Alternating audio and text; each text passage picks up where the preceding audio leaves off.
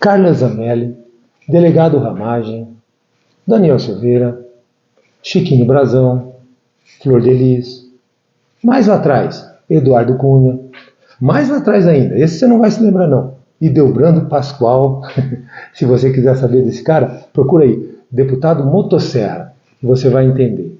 Mas vamos lá, o que tem em comum esses deputados? São deputados, obviamente, isso você já sabe, ou ex-deputados, etc. Mas o que é comum entre eles e que hoje está na ordem do dia e a gente precisa explicar para você?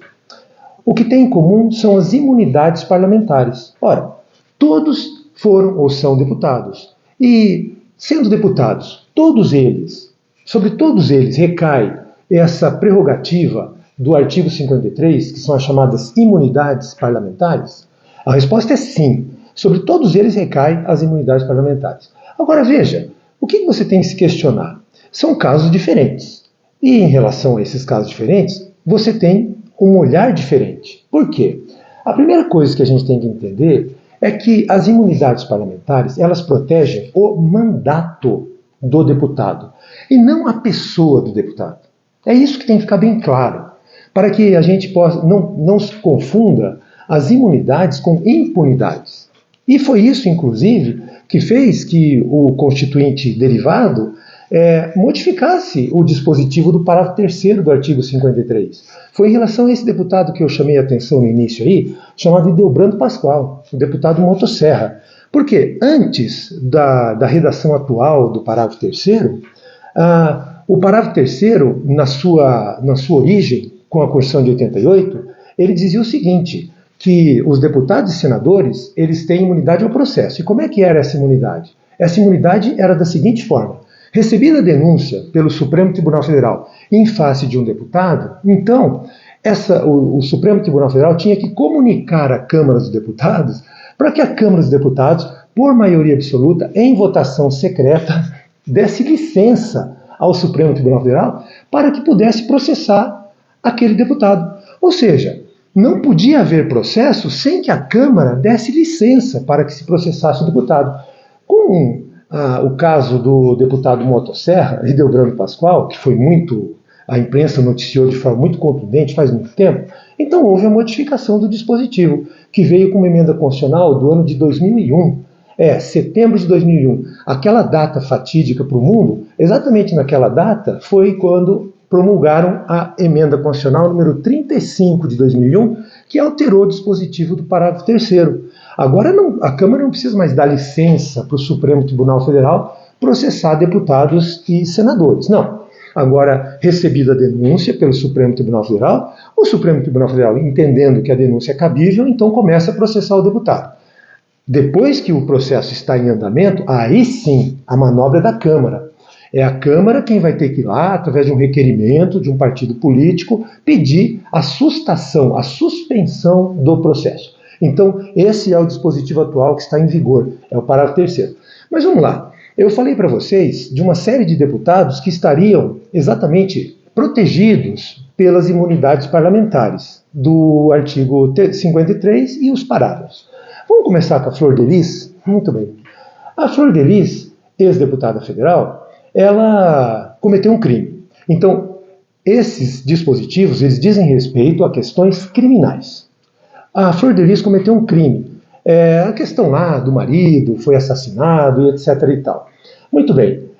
Cometendo um crime, e ela na vigência do mandato, então poderia recair sobre ela a força do parágrafo 3º, a Câmara dos Deputados poderia suspender o processo? Veja, olha, a Flor de Lis tem um detalhe um pouquinho mais interessante, que eu vou explicar para vocês também, e que diz respeito ao parágrafo 1º do artigo 53, que diz o seguinte, olha só, os deputados e senadores, desde a expedição do diploma, serão submetidos a julgamento perante o Supremo Tribunal Federal. Ou seja, expediu-se o diploma, então, deputado federal, o julgamento será perante o Supremo Tribunal Federal. Mas o Supremo Tribunal Federal fez uma interpretação em relação ao parágrafo 1º. O Supremo Tribunal Federal entendeu o seguinte, deputados e senadores serão processados perante o Supremo Tribunal Federal se o crime ocorrer na vigência do mandato e em função do mandato. Veja, Flor de Lis. Flor de Lis foi homicídio. Homicídio, o marido. E aí, se você pensar, esse homicídio foi em função do mandato? Ou seja, em razão do mandato? Não. Então, em relação a Flor de Lis, o que aconteceu? Há um entendimento de que aquele crime não seria processado e julgado pelo Supremo Tribunal Federal. Portanto, a Flor de Lis foi para a primeira instância. Foi processada, foi julgada, foi condenada. Depois perdeu o mandato por quebra de decoro. Então não chegou nem no parágrafo terceiro. Vamos agora para o deputado Chiquinho Brazão. Também, agora, não muito distante da gente. Está aí e vocês se lembram dele. Muito bem, em relação ao deputado Chiquinho Brazão. Investigações da polícia, e aí chegou-se ao entendimento de que Chiquinho Brazão foi um dos mandantes do assassinato de Marielle Franco. Muito bem, Marielle Franco, assassinada em 2018. Chiquinho Brazão, em 2018, não era deputado federal. Se Chiquinho Brazão, em 2018, não era deputado federal, então, obviamente, não vai recair sobre ele a força do parágrafo terceiro. Por quê? Porque o parágrafo terceiro diz assim, que a suspensão do processo em face do deputado só vai ocorrer quando o crime ocorrer depois da diplomação. Se foi em 2018, ele não era deputado ainda, o crime é anterior ao mandato. Agora vamos lá em relação a Chiquinho Brazão. Porque é aí que eu quero que você entenda essa relação entre a imunidade, ela proteger o mandato e não proteger a pessoa. Porque em relação ao Chiquinho Brazão, teríamos a possibilidade de observar o parágrafo 2º do mesmo dispositivo, que diz o seguinte, desde a expedição do diploma, os membros do Congresso Nacional não poderão ser presos, salvo em flagrante de crime inafiançável. E nesses casos, os autos serão remetidos à Câmara, ou ao Senado, dependendo, para que a Casa decida sobre a prisão. Olha só, agora o deputado Chiquinho Brazão era deputado. Muito bem. E foi preso. Não existe a imunidade formal à prisão do parágrafo 2º? Ou seja, se o deputado for preso, então é necessário que a Casa decida sobre a prisão.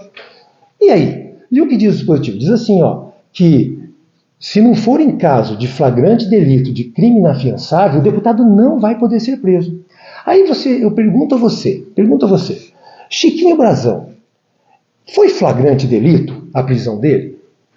Não estava em flagrante, né? Porque a morte da Marielle ocorreu em 2018.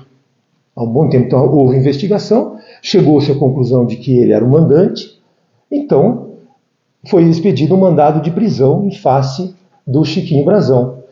E os autos foram remetidos para a Câmara dos Deputados. A Câmara dos Deputados, de acordo com o parágrafo 2º, poderia dizer o seguinte, olha, Chiquinho Brazão não será preso? Poderia. Por quê? Porque se você observar o dispositivo, ele é muito claro. Deputados e senadores não poderão ser presos. Só serão presos em caso de crime inafiançável em flagrante delito. Houve o crime inafiançável em flagrante delito? Não.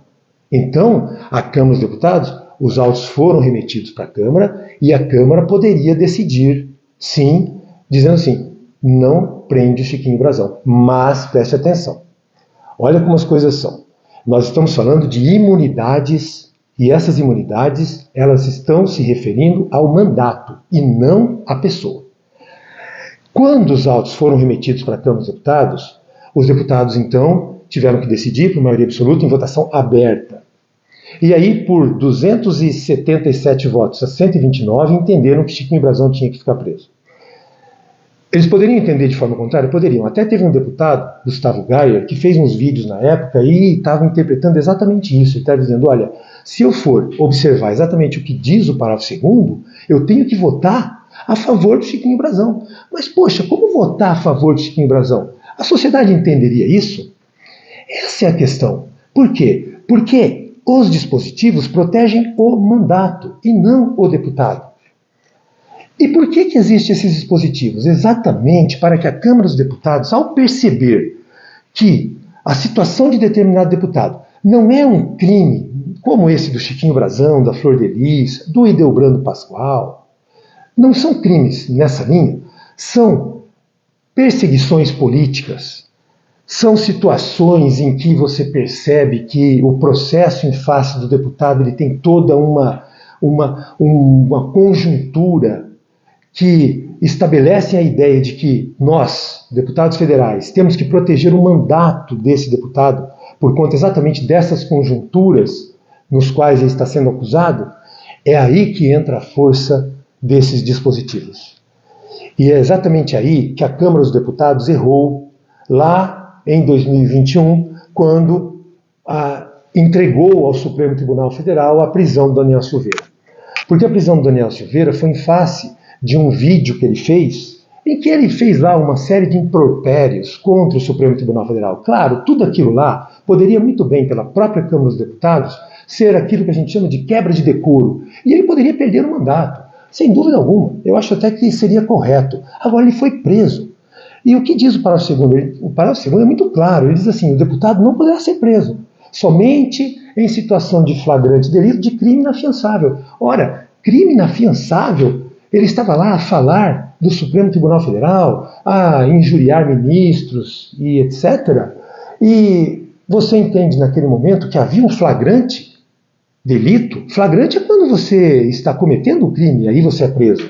Ele fez um vídeo e divulgou o vídeo, fez uma live, na verdade, então isso seria um flagrante perpétuo. Naquele momento, a Câmara dos Deputados teria que ter crescido em cima do Supremo Tribunal Federal.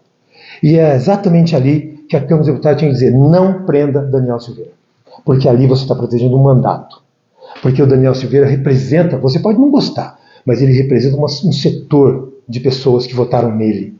Ele tem um partido, ele representa a sociedade. Então é ali que atua a imunidade parlamentar. Em relação a Carla Zambelli e ao delegado Ramagem, é a mesma situação. Em relação a Carla Zambelli, você tem uma deputada que teve uma votação muito expressiva. Isso significa que ela tem uma relação muito forte com o seu eleitor. E são muitos votos, então você está entendendo a ideia de que ali existe um mandato, sim. Agora, em relação à deputada Carla Zambelli, existem algumas situações. O crime, porque existe um marco temporal, agora no parágrafo 3º. Por quê? Porque no parágrafo 3º, a suspensão do mandato, ela depende que o crime tenha ocorrido depois da diplomação. E aí, a Carla Zambelli, no cometimento desses crimes, era deputada? Era, mas na legislatura anterior. Então, o Supremo pode entender que a diplomação para essa legislatura, em que ela está sendo condenada, ela foi condenada, foi posterior àquele crime cometido. Eu particularmente entendo que se ela era deputada, então ela já tinha sido diplomada, e aí se cometeu esses crimes naquela vigência do mandato e foi reeleita, eu entenderia a continuidade do mandato. Mas isso é uma interpretação. E o Supremo Tribunal Federal pode entender em situação contrária. E aí, obviamente, condenou-a, e a Câmara dos Deputados não teria essa prerrogativa de suspender o processo contra ela. No caso da Carla Zambelli, a situação pode sim ser um pouquinho diferente, mas aí eu venho para o caso do delegado Ramagem. E até eu já fiz um vídeo sobre isso, você pode entrar lá, você pode assistir esse vídeo, está em algum lugar aí. Assista, dê o seu like, contribua para que a gente possa fazer mais vídeos sobre esse, esclarecedores, porque são vídeos que você consegue entender a situação voltada exatamente para os dispositivos constitucionais que permitem fazer essa análise. E aí, em relação ao delegado Ramagem, agora sim, em relação ao delegado Ramagem, eu vou ser sincero. A Câmara tem que cumprir a sua prerrogativa. Porque, veja, você pode entender, olha, o Supremo está dizendo que o crime é anterior. Não. Repare, a Câmara está entendendo que ali existe um abuso por parte desses processos que estão ocorrendo no Supremo Tribunal Federal. E como um poder no mesmo nível do Supremo Tribunal Federal, a Câmara tem o dever de dizer o seguinte: não pode processar o deputado delegado Ramagem. Se o Supremo Tribunal Federal colocou o deputado naquele crime, junto com outros acusados, que agora são réus, foi o Supremo que quis trazer o deputado exatamente para trazer a sua esfera de competência. Está julgando isso na primeira turma. Incorreto também, porque tinha que ser no plenário. Mais um motivo para a Câmara dos Deputados fazer aquilo que a gente chama de crescer e dizer o seguinte: eu estou a proteger o mandato. E aí sim, com todo respeito, a Câmara dos Deputados ela tem obrigação de manter o seu posicionamento e ir mais longe com isso. E de uma certa forma, você não vai emparedar, mas você vai dizer que sim, nós também somos um poder da República e exigimos que esse processo seja suspenso neste momento.